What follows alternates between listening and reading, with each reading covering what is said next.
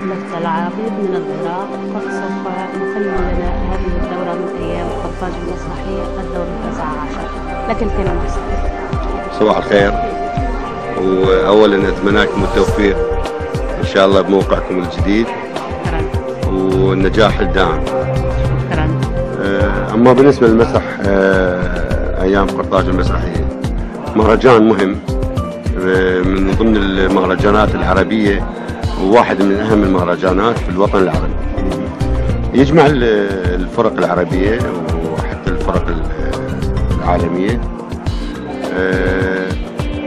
وهاي السنة يختلف عن باقي السنين، يعني أنا أشوفه برأيي، لأن أنا حضرت دورتين سابقتين في ذاك الوقت، يعني 2009 و2000 أعتقد و10. العروض تقريبا 75% للمشاهدين هاي الدورة أكثرهم من الشعب التونسي، يعني مو النخبة المسرحية، قليل من النخبة المسرحية يعني. واكو الزخم بالعروض المسرحية، لأن باليوم يكون اكو 10 عروض، واكو باليوم 9، واكو باليوم 8 عروض. يعني واحد ما عنده وقت يشوف العروض كلها. يعني أتمنى لو كان اكو تصوير أو نقل مباشر يكون هاي الأحداث، مثل ما تعمل الهيئة العربية. العرض إذا يفوتك بهذا اليوم راح تشاهده للمنقول مباشر، متلفز أكيد. يعني يكون هذا فشي حتى أنت من تشوف العروض، حتى إذا أنت مو بداخل المهرجان راح تشاهد العروض، يعني فأنت أكيد لازم تشوف العروض. يعني إحنا نحصر نفسنا وركض ونروح حتى نحصل لنا 3 عروض نشوفها يعني. وهذا راح يأثر على المشاهد، العرض الأول والثاني، فيصير خلط بيناتهم. يعني يكون اكو وقت هاي واني ضيف، واقدم الشكر والتحية لكل كادر ايام قرطاج المسرحية على ضيافتهم وكرمهم واستقبالهم الجميل. هذا بالنسبة للنقطة التنظيمية. نرجعوا لأيام قرطاج المسرحية، بالنسبة للأعمال اللي حضرتك شاهدتهم، تقييمك لهذه الأعمال. أنا شاهدت عرضين مهمات يعني بصراحة، لأن أنا إذا أحكي عن العروض العراقية راح أكون متحيز، فالعروض العراقية ما راح أحكي عنها. هاي تكره يعني نتركها للجمهور. هذه حكى عليها الجمهور. سالب وخيانة.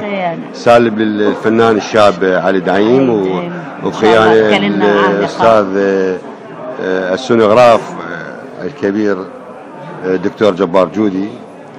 والجمهور شافها وتكلم عنها واقتنع بالعمل وبارك ولحد الآن الجمهور يتكلمون عن الأعمال العراقية. أنا من ضمن الجمهور اللي تفرجت في سالب، ولحد الآن نزلت محاصر في المخرج، ما أخذتش معاه كلمة، صورته ونزلت بس المخرج لسه. مخرج خيانة لو سالب؟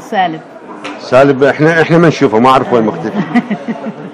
راح نلاقيه ما تخاف. أنا شاهدت عرض الآرام التونسي. يهمنا رأيك.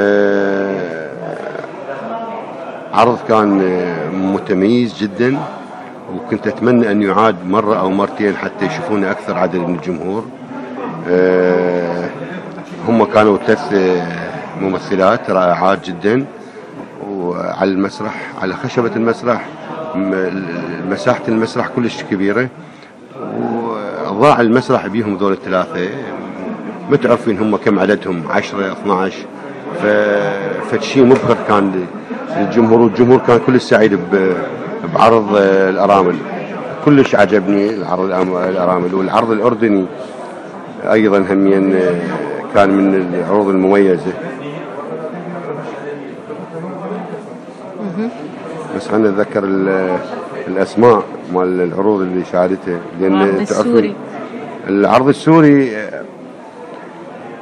يعني بصراحة عرض رائع جدا، وأنا أقدم التحية من خلال موقعكم الكريم لهذا الكادر الجميل الرائع.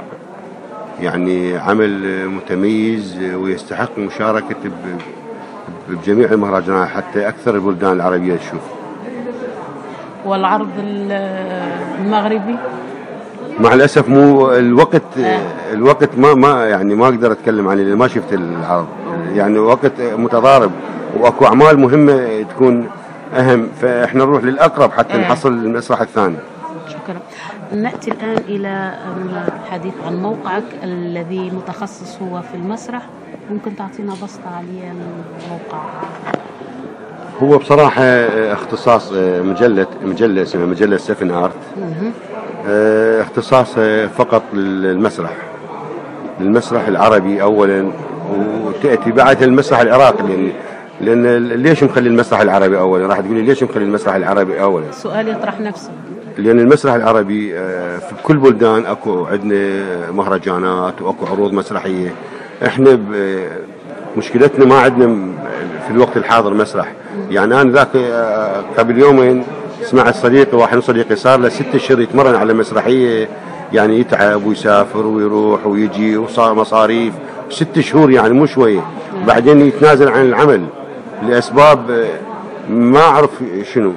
6 أشهر يتمرن يترك عمل، يعني زين شلون احنا راح نشتغل بهاي المرحلة؟ التقشف للمسرح ما يعني مشكلة هذه. فمخلي يعني بالمجلة مهتم، حتى أكثرهم يعني يقولون هو هذا الصحيح، لأن أنت وين تشتغل على المهرجانات، فهذا يعني أي توصلنا أي معلومة، بس المعلومة تكون مصدرها موثوق حتى أقدر أنزل الخبر ويكون موثوق. أما إذا يكون حضوري أنا موجود بالمهرجان فتكون الأخبار تازة، مثل ما نقول إحنا بالعراق، أخبار حار مثل ما هسه نسوي برنامج. يعني إذا حضرت تتابعين 7 آرت اليوم بيومه العروض تنزل الوقت ونبذة عن العمل وتاريخها وممثليها والكادر كله وياه. شكرا أستاذ عبد، وبالتوفيق إن شاء الله. شكرا.